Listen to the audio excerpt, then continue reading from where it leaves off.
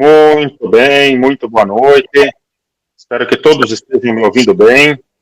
Eu vou fechar o microfone de todo mundo só para a gente conseguir ir acompanhando aqui também. Só um pouquinho, que daí não tem interferência. Isso.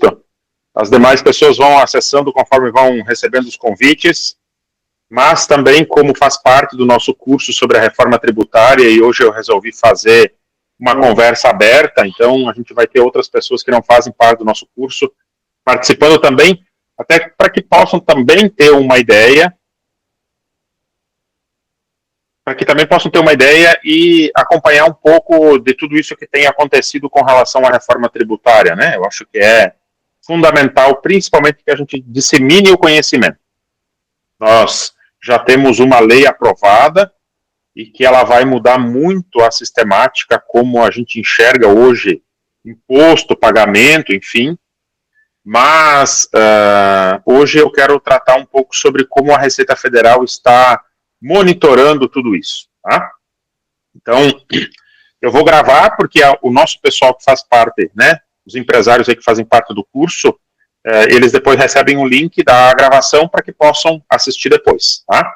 Mas a intenção hoje é que a gente faça um apanhado geral, uma visão geral para vocês de como está tudo isso. E eu vou começar primeiro compartilhando a tela, e para quem não faz parte do curso, a regra é a mesma. Se vocês quiserem fazer pergunta ou eu estiver conversando e o assunto que vocês quiserem tirar dúvida é importante, podem abrir o microfone e perguntar, porque a nossa conversa aqui é de empresário para empresário, todos que fazem parte também do curso, né? A gente tem grupos sempre de mais ou menos 10 empresários, ou alguém de confiança desta empresa, para falar um pouco sobre esses impactos, e hoje não vai ser diferente.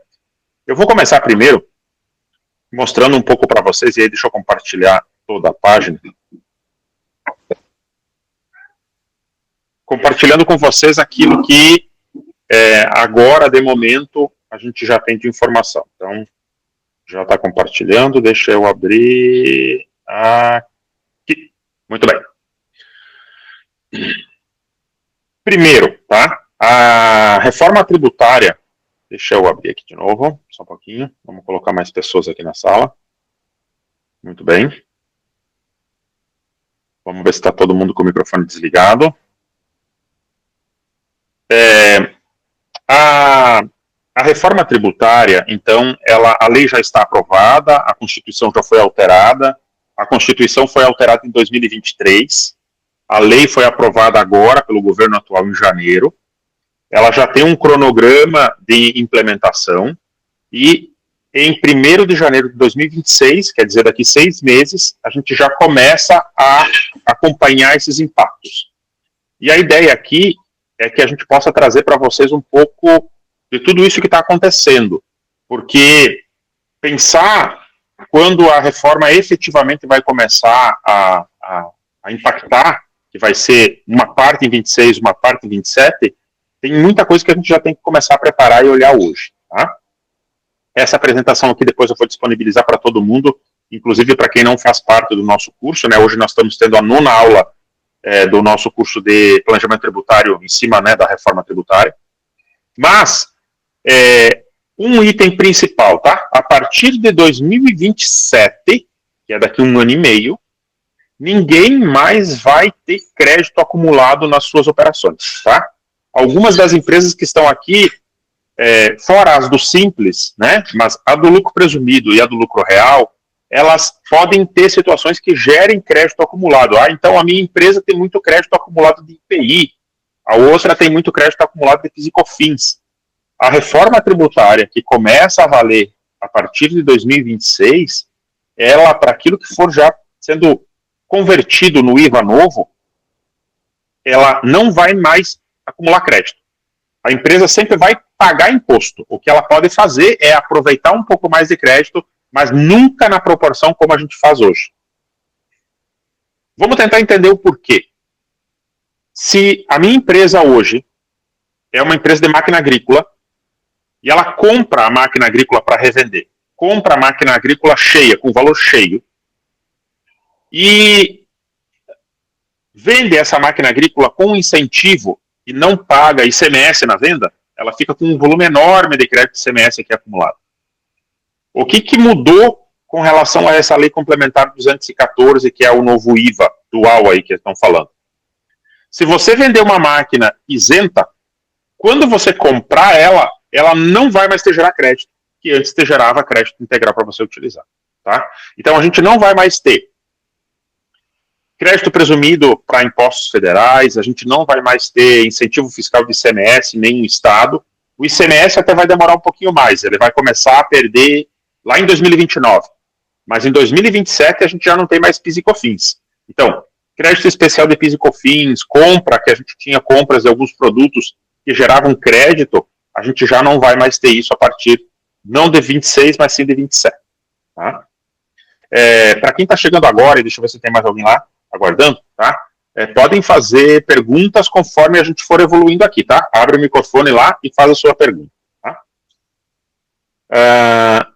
Vamos lá.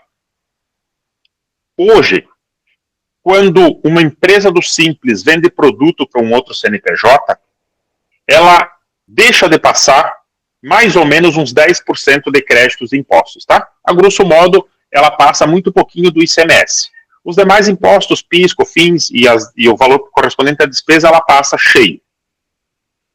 A partir de 2027, se essa empresa do Simples tiver que vender para um CNPJ, ela vai deixar de passar o equivalente a 30% de crédito. Então você pense assim, você está no lucro real ou no lucro presumido e pega a nota fiscal todo mês do teu contador, do teu advogado, do pessoal que tem a clínica médica, que faz os exames, tá? E todas essas empresas estão no Simples. E você está no lucro real ou no presumido. Quando você pegar essas notas fiscais, a partir de 2027, elas não vão mais ter passar crédito do IVA também. Isso significa que você vai gerar menos crédito na proporção de 30%. Então, é importante, de fato, que a gente reveja com o setor de compras, porque hoje, se você não está no Simples e compra mercadoria ou presta ou compra serviço, né, de uma empresa do Simples, a diferença do valor tem que ser de aproximadamente 10%. A partir de 2027, essa diferença vai ser de 30%. O que isso significa, a grosso modo? Que a partir de 2027 vai inviabilizar para que qualquer outra empresa compre produto ou serviço de uma empresa do Simples. Porque é inviável para uma empresa do Simples ter passar um orçamento de um serviço ou de um produto 30% abaixo de uma tabela. Porque é uma desproporcionalidade muito grande na hora que você vai fazer o preço. Tá? Então, o que a reforma tributária vai trazer nesse sentido? Ela vai fazer com que as empresas do Simples, a partir de 2027, se direcionem para vendas para pessoas físicas, tá? Então, comércio em geral, loja de roupa, loja de material de construção, desde que venda só para o consumidor final, que ele não precise de nota fiscal para levar para a empresa dele, né? Então, a empresa do Simples, o MEI, o nano empreendedor, que é uma função nova que foi criada, nenhuma dessas empresas vai passar mais crédito numa proporção como passa hoje e vai inviabilizar para que você possa seguir nesse formato. Tá? Para quem está chegando agora, né, a gente está começando a fazer uma conversa primeiro sobre a reforma tributária para que eu possa chegar no tema aqui do nosso encontro, que é falar sobre como a Receita Federal está aproveitando todas essas mudanças da reforma tributária para monitorar melhor tanto a pessoa física quanto a jurídica, e como isso vai fazer com que a gente caia mais em malha por causa disso. Tá? Volto a dizer, né, se vocês tiverem alguma pergunta, por favor, vão fazendo. Tá? A Receita Federal, ela hoje concentra muitos controles. Esses controles, até então, não impactavam tanto, porque eles vinham vindo aos poucos de diversos segmentos. Vou mostrar aqui para vocês, tá? A Receita Federal, e aí eu vou abrir aqui mais para a gente poder enxergar, a Receita Federal hoje, ela monitora pessoas físicas e jurídicas por diversos convênios e sistemas e coletas de informações. O primeiro sistema, e que é muito ativo, tá, é o COAF, que está aqui, e eu vou colocar em vermelhinho para vocês entenderem.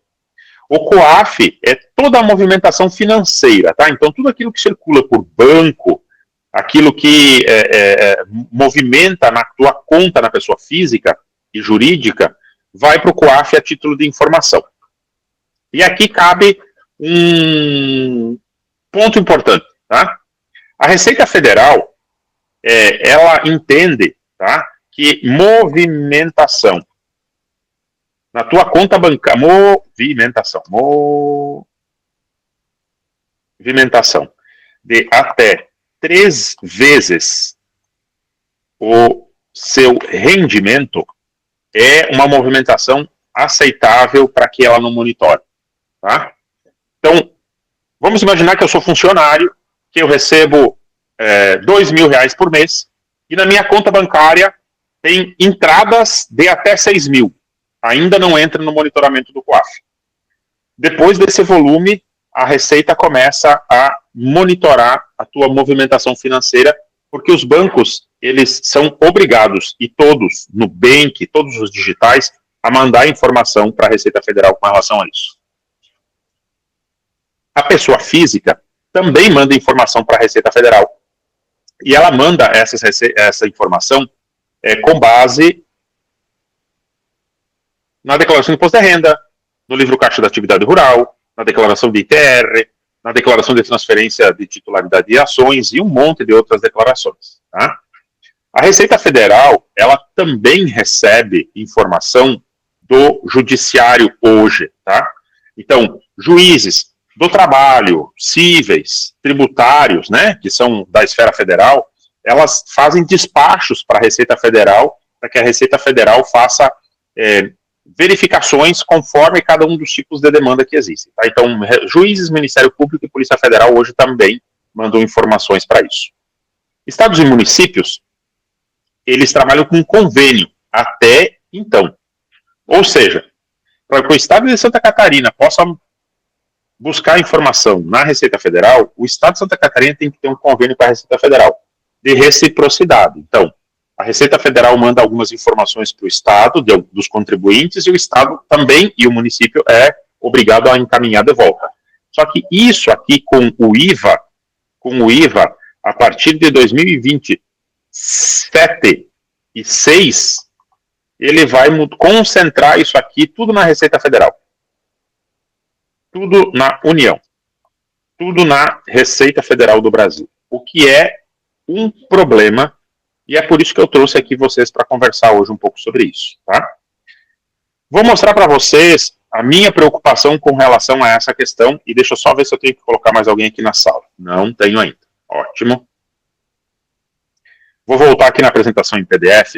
A Lei Complementar 214, ela unificou no IVA dual, que criamos, né, esse nome, nós unificamos o ICMS estadual, o ISS municipal, uma parte do IPI, o PIS e a COFINS. Então, nós unificamos, de certa forma, 5 impostos, mas todos eles sobre o guarda-chuva da Receita Federal.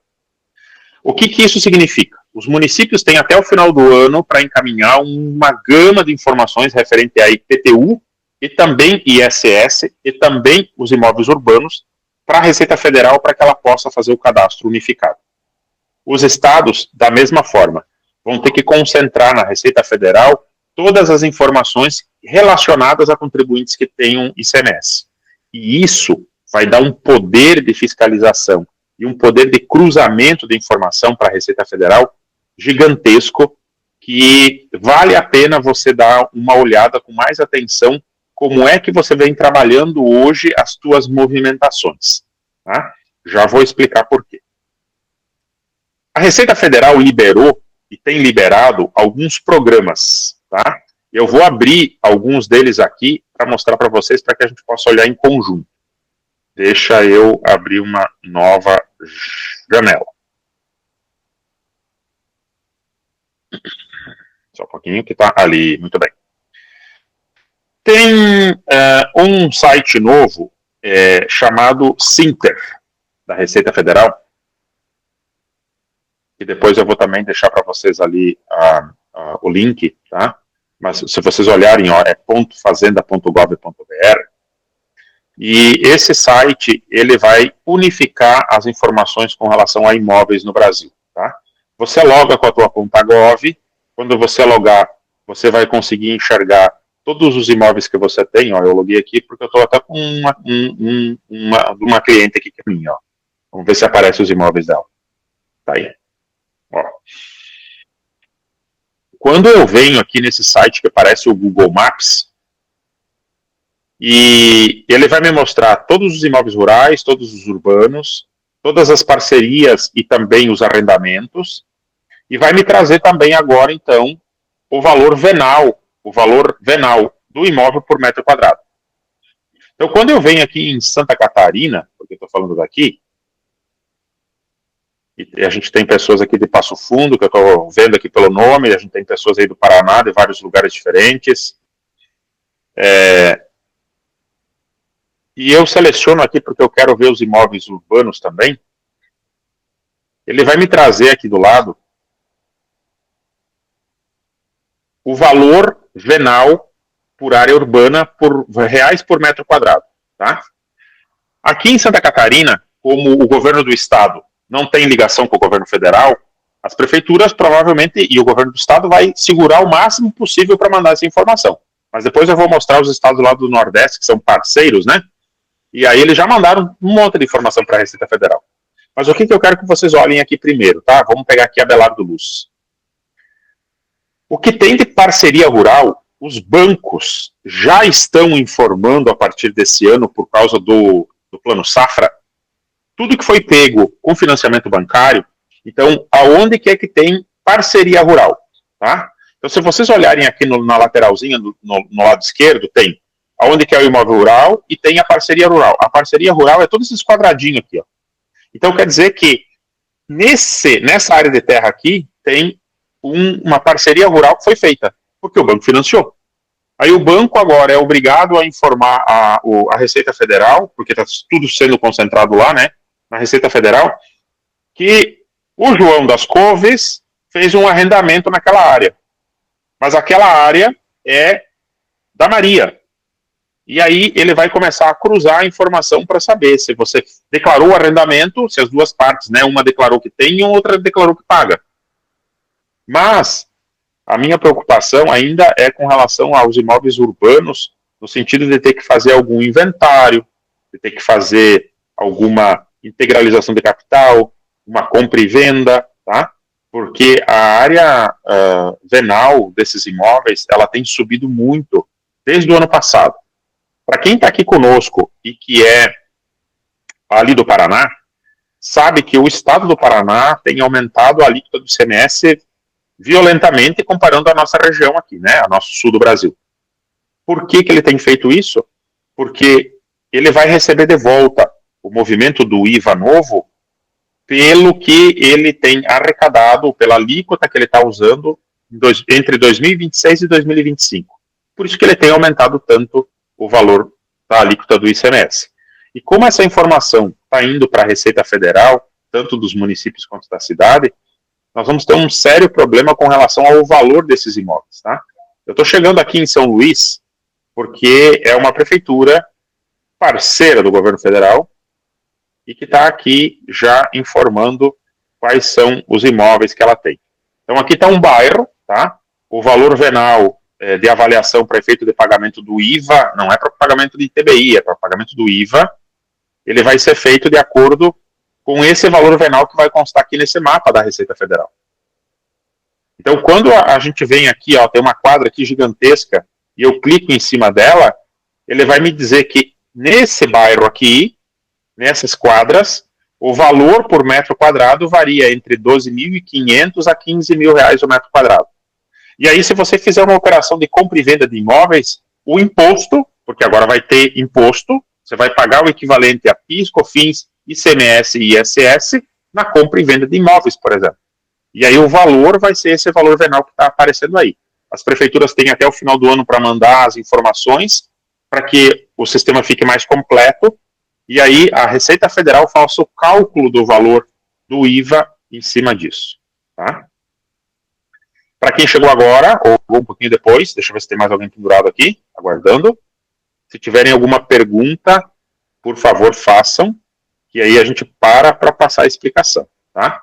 Essa é uma informação. Tá? Então, já temos um Google Maps da Receita Federal com relação a isso, e que me preocupa nesse sentido do volume de operações que ela está fazendo. Tá? Nós temos uma outra questão, que é o site que foi disponibilizado agora na semana passada, que é dos benefícios fiscais da Receita Federal. A Receita Federal, e aí vamos pegar aqui benefícios fiscais, e ela usa o Power BI para fazer isso. Agora, se você quiser consultar lá, tem um sistema, que é o sistema de incentivos fiscais, que a Receita Federal já liberou um painel para que você possa pesquisar, inclusive, o nome da tua empresa e saber se ela tem algum tipo de incentivo fiscal, tá? A nível de Brasil como um todo. E é por ali, com o cruzamento das demais informações, que ela vai começar a verificar se o volume de recolhimento que você tem estaria condizente com o tipo da tua atividade. Aqui tem incentivos fiscais, crédito fiscal atribuído, média do crédito fiscal, empresas apoiadoras. Aqui tem diversas informações com relação ao sistema de incentivo fiscal, mas não é essa tela que eu quero mostrar para vocês, é essa aqui. Que está atualizado agora com a movimentação de todas as empresas até 25 do 5. 25, 27 do 5. Vamos ver se carrega. Aí. Muito bem. Ó, ela está atualizada com os dados desse ano até 27 de 5 de 2025, está bem aqui em cima na tua direita. E se você vier aqui, você vai conseguir pesquisar o nome da tua empresa, tá? Tem as empresas do Brasil inteiro. Estava hoje de tarde com um cliente e fomos pesquisar a empresa dele, estava ali, já com o monitoramento de quanto que é que tem de incentivo em cada um dos segmentos que tem, quanto já foi recolhido de imposto, a informação está pública nesse sentido. Tá? Vamos seguir aqui. Nós temos, então, esse cadastro nacional brasileiro, que é esse mapa do Google Maps que eu falei, né? O site está aqui em cima, né? É Sinter. Se você logar nele, e era isso que eu ia mostrar, então eu loguei aqui com um CPF de uma pessoa física aqui, tá? De uma mulher. Se eu vier aqui e olhar bem em cima, abaixo do nome dela, tem minhas operações imobiliárias. Se eu olhar aqui, vai aparecer se o imóvel já está alienado para o banco e vai aparecer quando que adquiriu. Então, aqui tem 2 que foram adquiridos. Se ela clicar aqui, vai ter a informação que o ofício do registro de imóveis já tem um registro. E se eu voltar, um pouquinho, deixa eu voltar aqui, vocês vão ver que também já tem informação do tabelionato. Porque o tabelionato de notas, ele já mandou essas informações quando você fez uma escritura pública.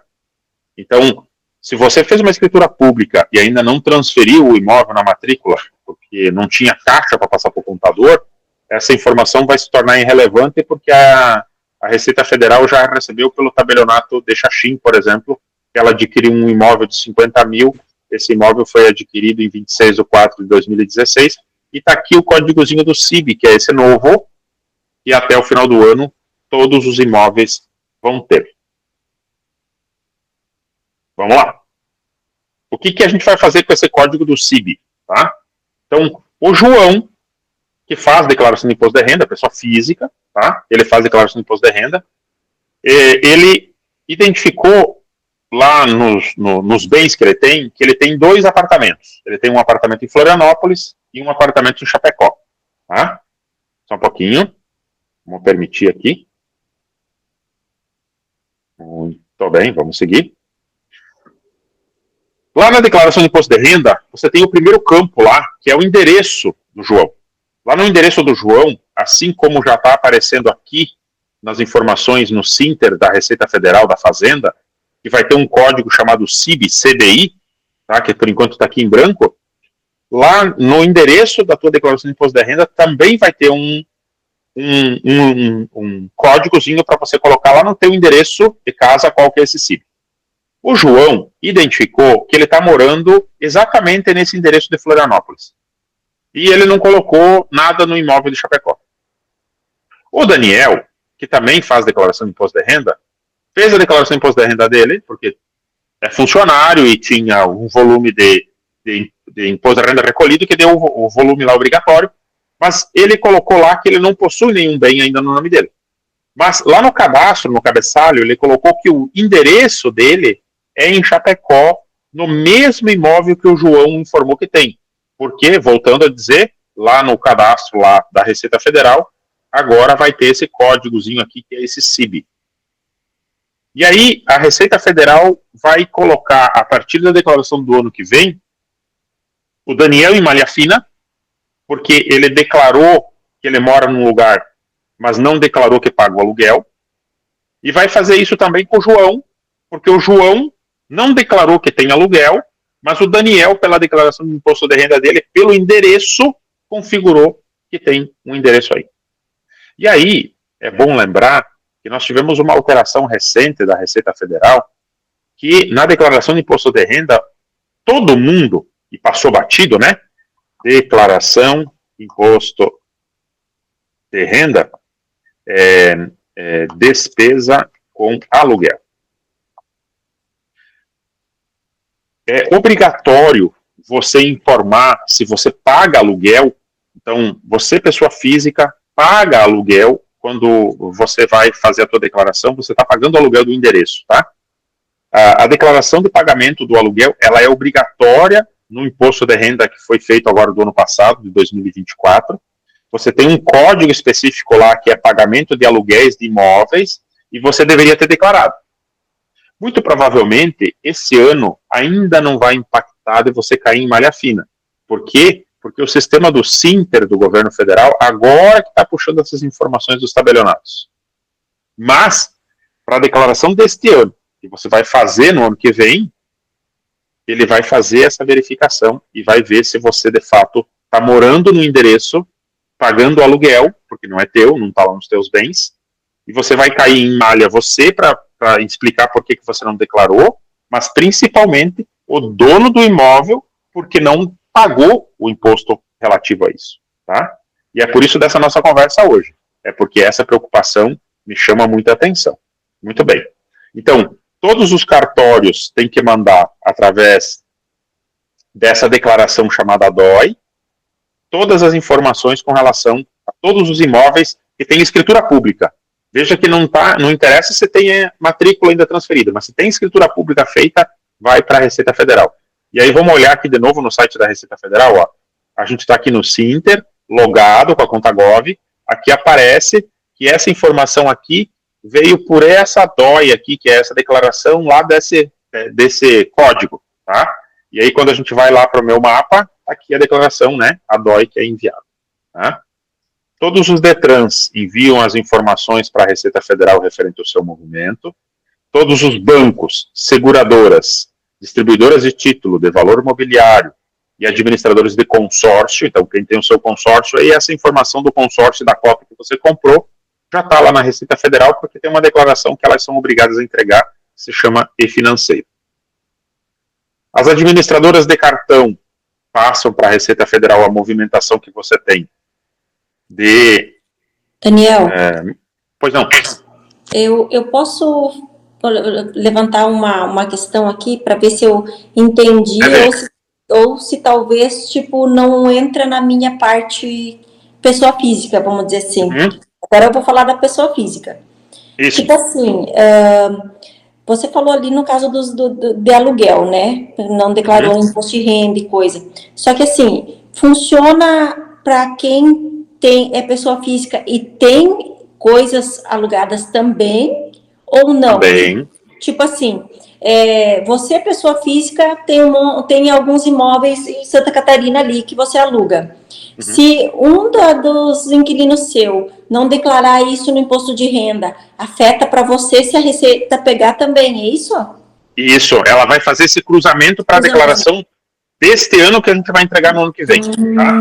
Assim, ó,